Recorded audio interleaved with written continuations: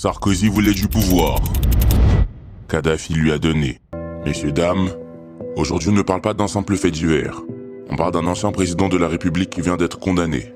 Nicolas Sarkozy, l'homme qui voulait incarner l'ordre et la justice, rattrapé par un passé fait de valises bourrées de billets, de deals secrets et de trahison au plus haut sommet de l'État. Comment un président en est-il arrivé là?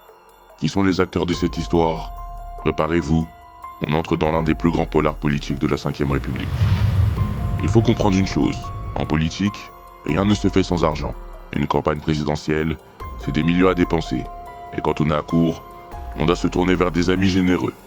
En 2005, Sarkozy n'est encore que ministre de l'Intérieur. Mais il a déjà un objectif en tête, l'Élysée.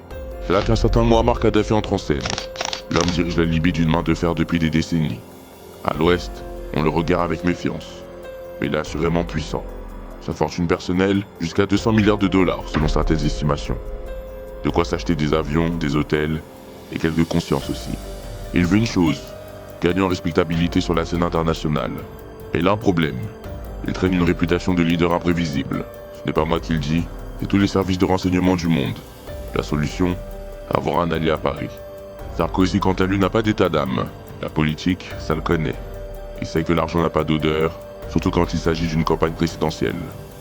Alors pour résumer, on a un potentiel président qui a besoin d'énormément d'argent, et un chef d'État milliardaire qui cherche des amis haut placés. Mais comment on fait transiter des millions d'euros entre Tripoli et Paris sans se faire repérer? Pendant que vous réfléchissez à une réponse, laissez-moi vous présenter Zia Takedjin. Si cette histoire était un film, il en serait le personnage secondaire préféré des spectateurs.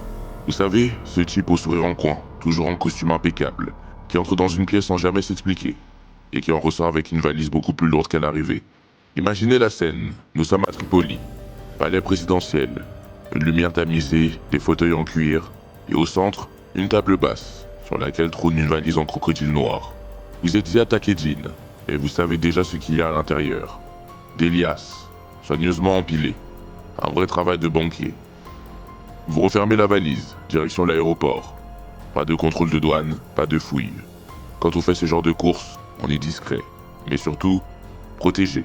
Arrivé à Paris, aéroport du Bourget. À votre arrivée, un homme vous attend.